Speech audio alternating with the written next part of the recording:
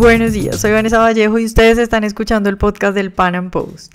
Por estos días en Colombia parece haber una fiebre por la regulación. Contrario a lo que la experiencia muestra, la gente parece creer que entre más regulemos mejor nos va a ir, cuando lo que uno en realidad puede ver, pues por lo menos en materia económica, es que los países con mayores libertades y menos regulación son los más prósperos.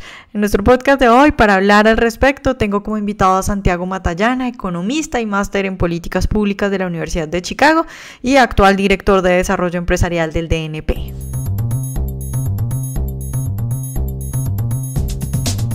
Santiago, buenos días y muchas gracias por estar hoy con nosotros. Buenos días, Vanessa, a ti mil gracias por la invitación. Santiago, pues uno de los temas de los que tú más hablas es de la relación entre regulación y competitividad. Yo quisiera empezar preguntándote, ¿cómo es que la excesiva regulación afecta el desarrollo de un país? Bueno, Vanessa, pues la regulación excesiva, pero más que eso, la regulación de mala calidad afecta el desarrollo de los países por varias vías. Yo resaltaría como tres temas principalmente.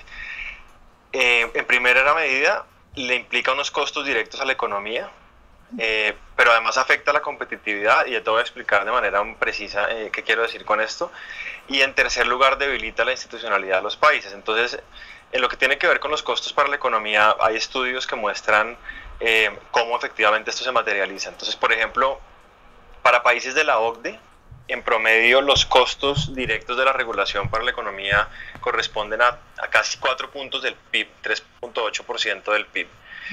Y hay, pues digamos, hay un rango donde los países que mejor están en materia regulatoria, tipo Suecia, Finlandia, el costo para esos países de la regulación es de más o menos 1,5 puntos porcentuales del PIB, 1.5% del PIB, mientras que para los países de la OCDE que peor están en materia de calidad regulatoria, como Grecia, como Hungría, son casi 7 puntos del PIB los que pesa esa regulación.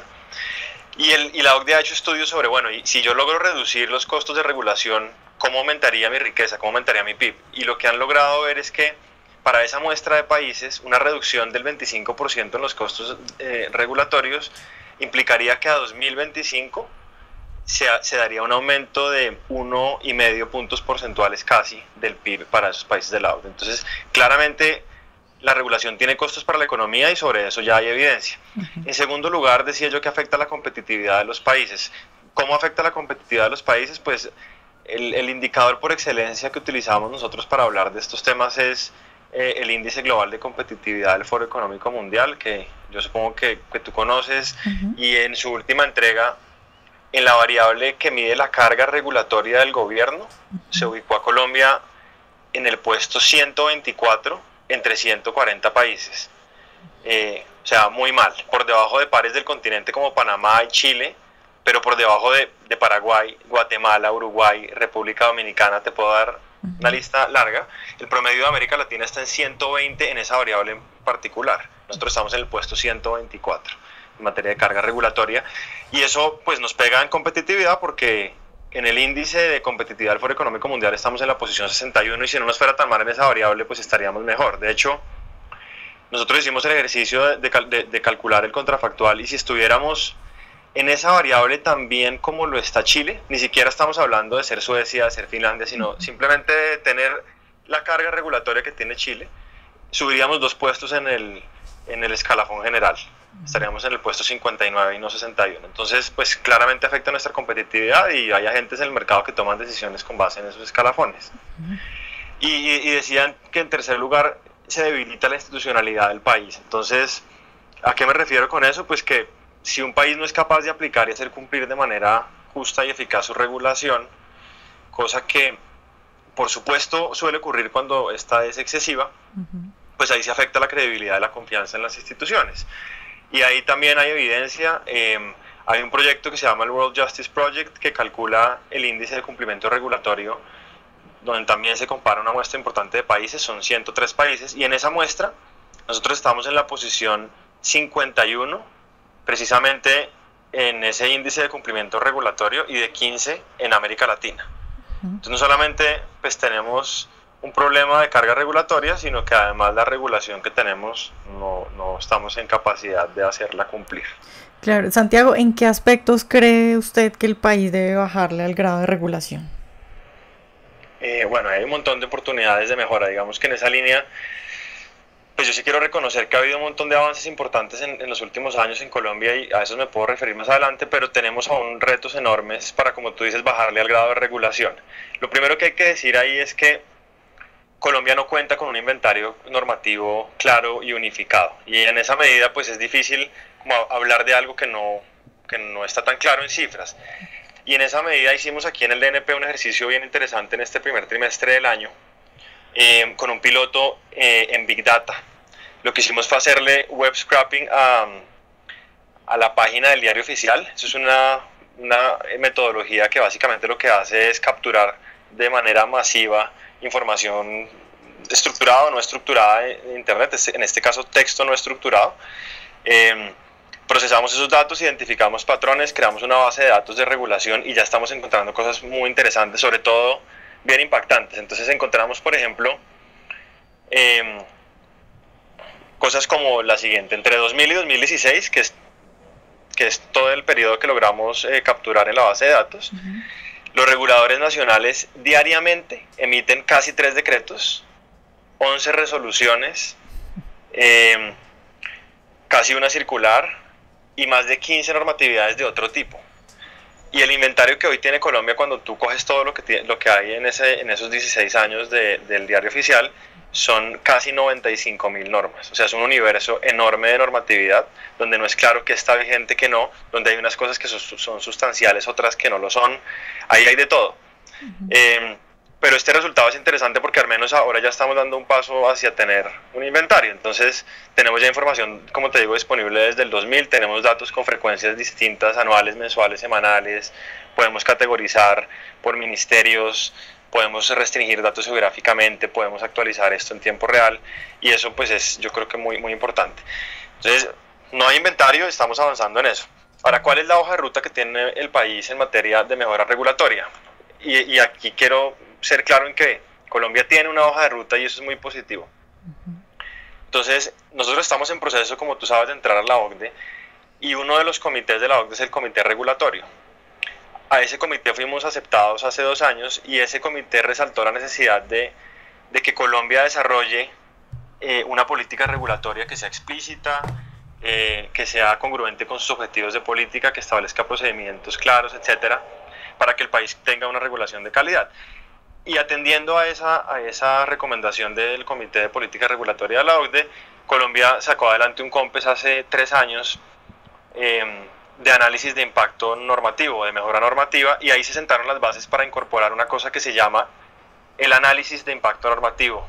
Nosotros siempre lo referimos a él como AIN, y es una metodología de la OCDE que básicamente es como sentido común organizado. O sea, es un procedimiento muy estandarizado donde uno logra llegar a identificar si la regulación que uno quiere proponer o que uno quiere implementar, perdón, efectivamente tiene unos beneficios que suponen los costos. Esto suena muy obvio, pero lo cierto es que hoy los reguladores, antes de emitir su regulación, no se preguntan o no hacen un cálculo claro, no tienen un procedimiento para organizar su cabeza en ese sentido, para determinar si los beneficios de la regulación superan a sus costos. Además, es como un afán regulatorio, un afán por mostrar gestión vía regulación, y eso tiene efectos en el mercado. Entonces, la incorporación de la IN es una de las cosas clave que quedaron en este COMPES, entre otras cosas. Entonces, hemos venido trabajando en el país en la implementación de esa hoja de ruta.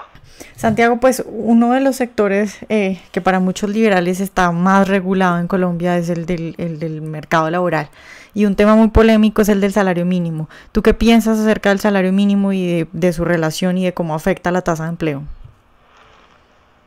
Esa es una pregunta difícil. Yo creo que si uno quiere ser bien honesto intelectualmente con esa pregunta, pues la respuesta es que no sabemos muy bien cómo es que afecta el salario mínimo a la tasa de desempleo. En teoría es muy claro, pero la evidencia que hay empírica no es tan contundente. Entonces, en teoría, pues es claro que el beneficio neto que un empresario recibe cuando se cuando se aumentan sus costos laborales, pues se reduce, y eso, entre otras cosas, puede motivar a que uno entonces, como empresario, disminuya su demanda por trabajadores, por supuesto.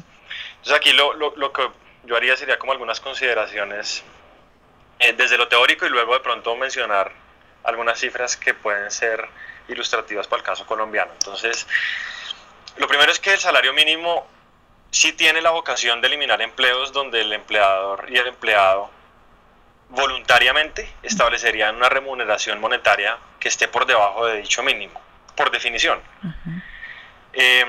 Y esto es porque, pues, detrás de la existencia del salario mínimo está esa idea de que el empleador tiene la capacidad de pagarle al empleado un sueldo que es inferior al que el empleado voluntariamente aceptaría. Entonces, en otras palabras, lo que se está asumiendo acá es que de alguna manera el trabajador es forzado a trabajar por ese salario, ¿cierto? Pero insisto, por definición, aquellos puestos de trabajo que son valorados por debajo del mínimo, pues se eliminan. Y la consecuencia de eso es que va a aumentar la tasa de desempleo para aquellos que estarían dispuestos a ocupar esos puestos. Y quienes están dispuestos a ocupar esos puestos de trabajo, pues son naturalmente los más pobres. Y adicionalmente, claro, como sube el costo de mano de obra no calificada, entre comillas, artificialmente, por cuenta de esta rigidez en el mercado, entonces pues se presiona una sustitución que se da por dos vías. Primero, por formas de producción mecanizadas, y en segundo lugar, por mano de obra más calificada. Entonces, es curioso porque esos dos efectos van precisamente en detrimento de quienes la ley de salario mínimo busca favorecer. Entonces, es un caso, digamos, un ejemplo típico de una consecuencia no intencionada de política pública. Y otro tema clave, pues, es que el salario mínimo es negociado centralmente, y eso llama la atención en un país donde hay regiones tan diversas, tan heterogéneas. Entonces, si por ejemplo el salario mínimo, como en efecto se hace, al menos en principio en Colombia, con base en alguna medida de productividad laboral, pues aquí se estaría haciendo con alguna medida promedio nacional de productividad laboral, y eso, entre comillas, beneficia a unas regiones en detrimento de otras. Entonces, por ejemplo, la productividad laboral de Bogotá es 5 veces la de La Guajira.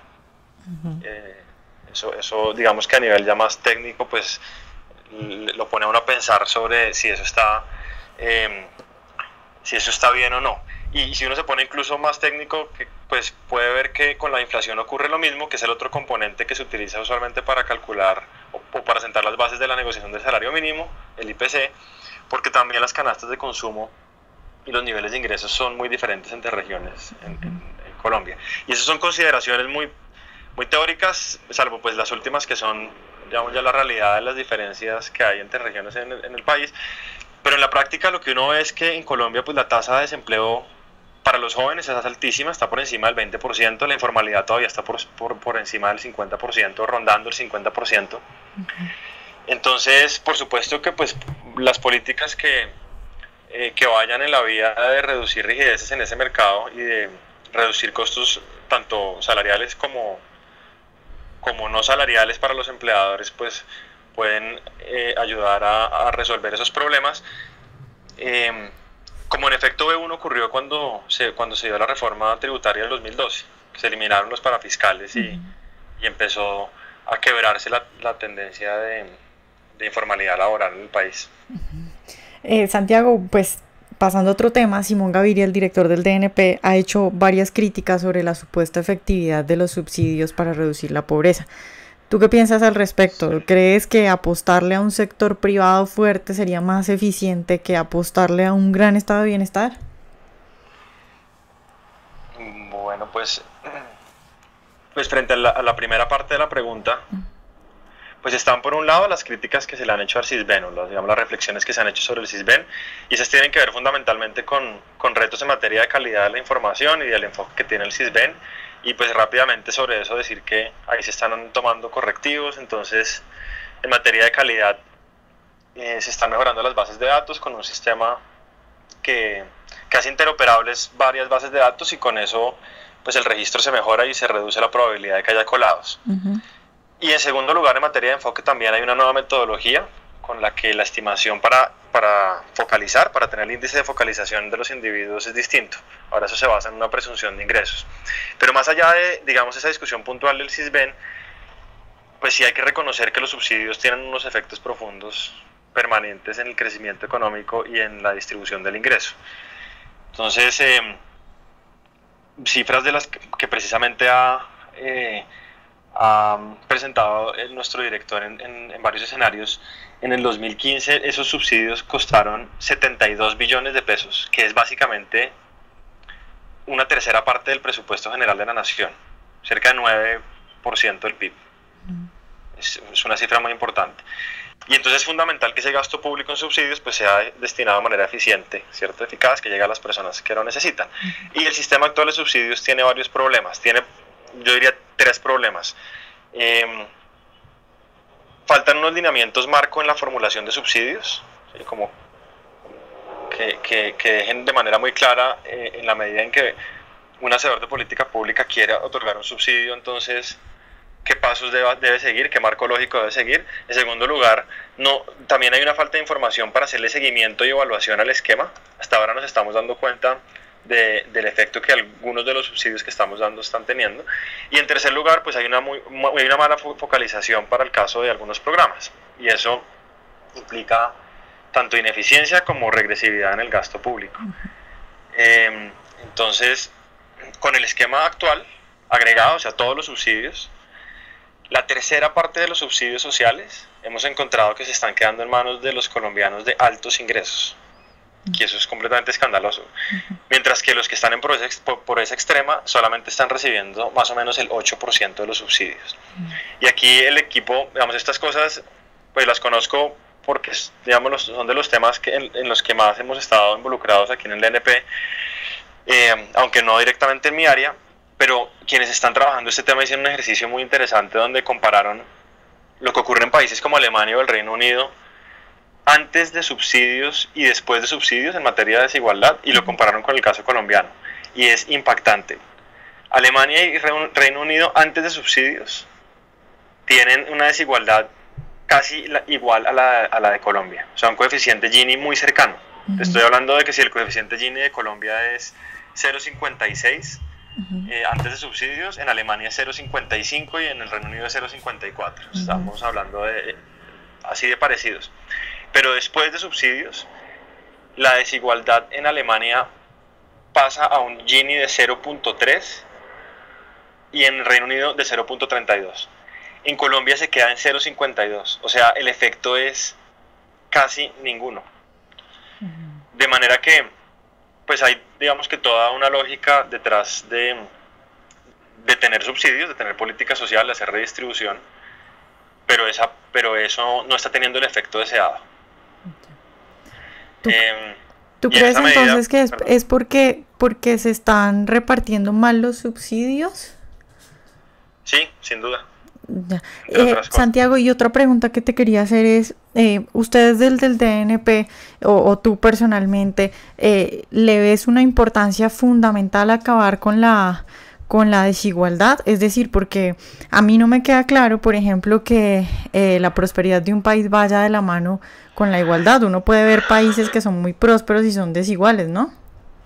Sí, pues ahí te doy una opinión personal, y es que yo creo que lo que a uno más debería importar es reducir los niveles de pobreza. Sí.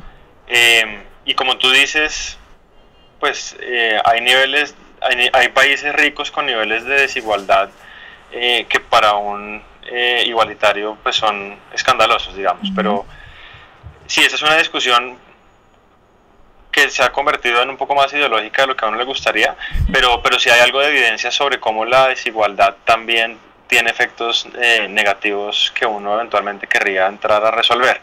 Pero yo estoy de acuerdo con que en últimas el objetivo fundamental en materia de política social, en lo que tiene que ver con este tema, pues debería ser reducción de pobreza. Esa es una opinión muy personal. Ahora, para terminar la pregunta, porque tú mencionabas, bueno, y entonces hay unas falencias en materia de subsidios, entonces ¿será que en lugar de tener una política social, un estado de bienestar, decías, nos enfocamos más bien en un sector privado próspero? Y pues yo creo que en últimas no hay tal dilema. O sea, en el mundo las políticas pro mercado han probado ser muy efectivas en sacar de la pobreza a millones de personas. pero pues igual es una realidad que muchos aún están por debajo de las líneas de pobreza extrema y de pobreza. Entonces, pues sí se crean ganadores y perdedores, y al menos en el corto plazo hay que hacer algo, porque no hacerlo también es costoso para la sociedad. Lo clave es que pues esas políticas sociales de redistribución, esa red de seguridad, hay que hacerla bien, ¿no? Es decir, uno lo que debería es tener condiciones para que el sector privado pueda, pues, prosperar, generar riqueza, porque en últimas es el sector privado el que genera la riqueza, y sea cada vez más productivo, y al mismo tiempo poder hacer política social pero progresiva, y que esté basada en buena información, en evidencia, con foco y con criterios bien transparentes. Claro, Santiago, bueno, pues ya para terminar yo quisiera preguntarte, pues desde sectores de la izquierda se habla de lo malo que es el capitalismo y de que en Colombia hay pobres porque los empresarios malvados y todas estas cosas. ¿Qué tan capitalista es Colombia? ¿Qué tan capitalista es Colombia? Pues para no entrar, digamos, a una discusión sobre la definición de capitalismo, yo hablaría de este tema concentrándome en eficiencia de mercados, que es, digamos, lo que se mide cuando se habla de qué tan bien funcionan los mercados en los países. Y sobre esto, el Foro Económico Mundial lo incluye en sus medidas del Índice Global de Competitividad. Entonces, yo siempre pongo estos números, cuando hablamos de este tema de qué tan abierto es Colombia, o de qué tan bien funciona el mercado en Colombia, siempre pongo estas cifras sobre la mesa, porque yo creo que quienes dicen lo que tú mencionas no tienen tan claro esto. Y es que, te voy a dar 4 ejemplos. Hay variables de eficiencia de los mercados en el indicador del Foro Económico Mundial, que muestran que estamos atrasadísimos en eficiencia de mercados. Entonces, por ejemplo, la prevalencia de barreras no arancelarias, entre 140 países somos el país 94. Entonces, supongamos que estamos muy abiertos en materia de acuerdos comerciales, lo cual no es cierto. Supongamos que así es, todavía tenemos muchas barreras no arancelarias. Y en la variable de aranceles, estamos en la posición 79 entre 140 países. Entonces, tampoco es que tengamos aranceles tan bajos como se supone que los tenemos, o como algunos dicen que los tenemos. Y hay sectores en los cuales los niveles de aranceles pues son francamente escandalosos. Y en otras variables que yo creo que están directamente relacionadas con, como tú dices, el capitalismo o la facilidad para hacer negocios, pues nos va mal. En el número de procedimientos para iniciar una empresa estamos en la posición 94 también, y en el tiempo para empezar un negocio estamos en la posición 67.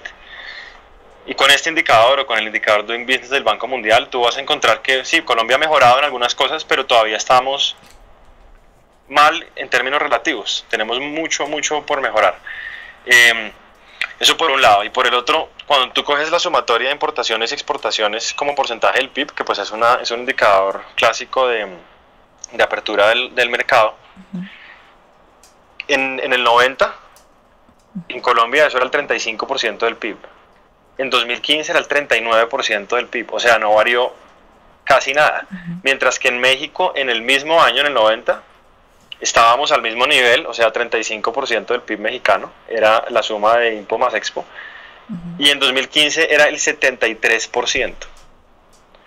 Y cuando comparas a Colombia con los demás países de América Latina, que pues supuestamente son economías sociales de mercado, Colombia es el país más cerrado, ¿sí? O entre los más cerrados.